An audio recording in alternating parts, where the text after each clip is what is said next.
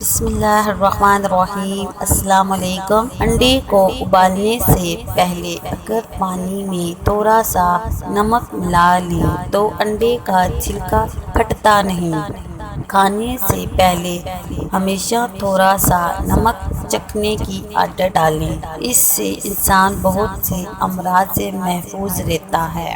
اگر آپ کا چاندی کا زیور کالا ہو گیا تو اس پر ٹوتھ پیسٹ لگا کر اچھی طرح ملیں۔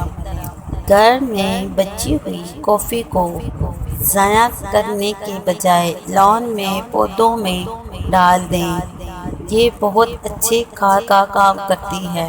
فریج سے اگر سبزیوں اور پھلوں کی بو ختم کرنا ہو تو اس میں ایک نیمبو کاٹ کر رکھ دیں یا پھر ایک عدد بچا ہوا کیلا رکھ دیں۔ برسات کے موسم میں بستر اور گدوں وغیرہ کو نمی اور سیلنے سے بچانے کے لیے ٹلکم پاؤڈر استعمال کریں۔ اگر گدے پر تھوڑا سا ٹلکم پاؤڈر چھڑک کر اوپر بیڈ شیٹ بچھائی جائے تو نمی سے محفوظ رہے گی۔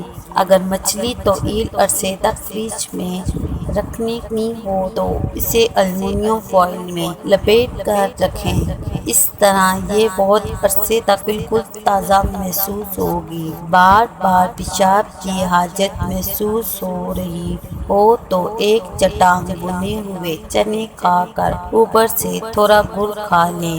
10 دن لگاتار کرنے سے زیادہ پیشاب آنے کی تکلیف دور ہو جاتی ہے۔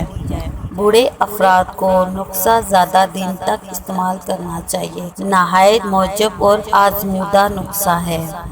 اگر پیشاب بار بار آتا ہو تو جاوتری اور شکر ہم وزن باریک سونف بنا لیں، 2 گرام پانی کے ساتھ دن میں 2 بار لیں، چند دن استعمال کریں، پھر پریشان کن امراض سے نجات ملے گی۔ اگر آپ بھی پیشاب کے قطروں کی بیماری میں مبتلا ہیں تو ادرک لیں اور اس کو کوٹ لیں اور ناخن برابر روزانہ صبح ناشتے میں سے پہلے نگل لیں، انشاءاللہ یہ بیماری ختم ہو جائے گی۔ مرچوں کی جلن ہاتھوں سے ختم کرنے کے لیے نیل یا چینی ملے پانی میں ہاتھ ڈبوئیں۔ اوروی یا بھنڈی کاٹنے سے پہلے ہاتھوں میں سرسوں کا تیل لگانے سے خارش نہیں ہوتی۔ غسل خانے میں زنگ کے داغ پڑ جاتے ہیں، کپڑے کو سرکے میں ڈبو کر فرش یا بیسن میں خوب اچھی طرح رگڑیں، داغ دور ہو جائیں گے انشاءاللہ۔ ویڈیو اچھی لگے لائک اور چینل کو سبسکرائب کیجیے گا۔ اللہ حافظ۔